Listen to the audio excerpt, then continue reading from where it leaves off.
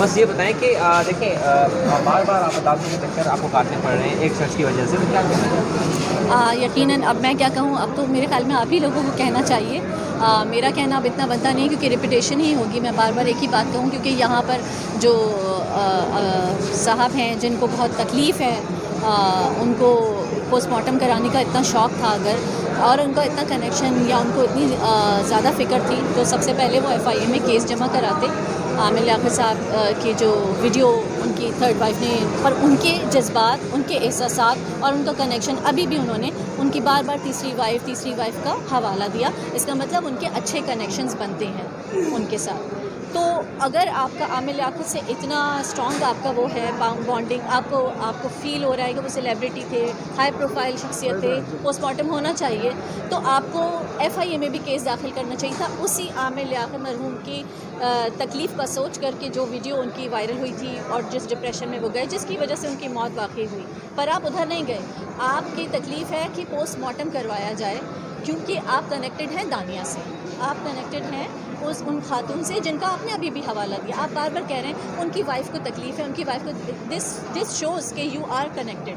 تو کڑیاں اگر آپ ملا لیں تو جواب خود ہی مل جائے گا کہ یہاں عامر لیاقت کی پوسٹ مارٹم کا کاز آف ڈیتھ معلوم کرنا نہیں ہے. اور پھر میں کہوں گی ویسے تو وہ ایکس وائف ہیں، اگر وہ اپنے آپ کو وائف کہتی ہیں اور سمجھتی ہیں خود سے ہی، تو آپ مجھے بتائیے کہ کون سی وائف چاہے گی، کون سی چاہنے والی وائف چاہے گی کہ 60-70 دن کے بعد اس کے شوہر کی قبر کشائی ہو اور اس کو باڈی کو نکالا جائے، اسے چیرا پھاڑا جائے.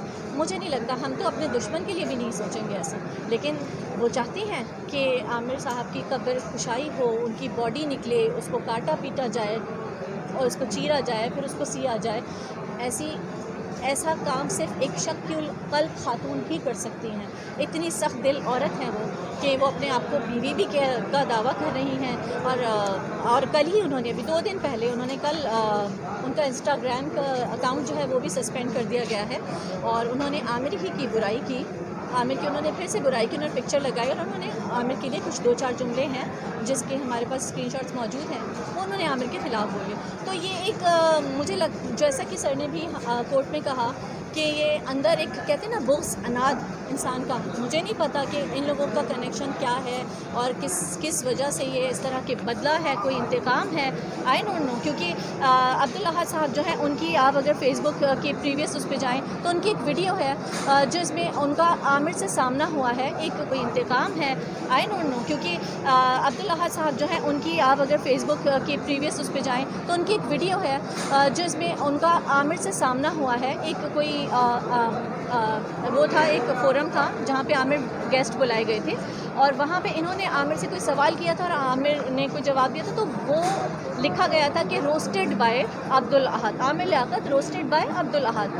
تو یہاں سے ہمیں پتہ لگتا ہے کہ ان کو بڑی خوشی ملی تھی. اور اگر آپ ہی سارے لوگ فیس بک کے ان کے پریویس اکاؤنٹ پہ، تو ان کا کنیکشن کہاں سے بنتا ہے وہ بھی دیکھ لیجئے. سیاسی کنیکشن بھی بنتا ہے ان کا، پر میں سیاست کو بیچ میں نہیں لا رہی. آپ لوگ چاہیں دیکھنا تو دیکھ سکتے ہیں، سارے سیاسی کنیکشنز بھی بنتے ہیں. اور عامر کے ساتھ ان کا کچھ پرسنل بغض اور اناد تھا، کسی پارٹی کی بنیاد پہ تھا، مجھے نہیں پتا.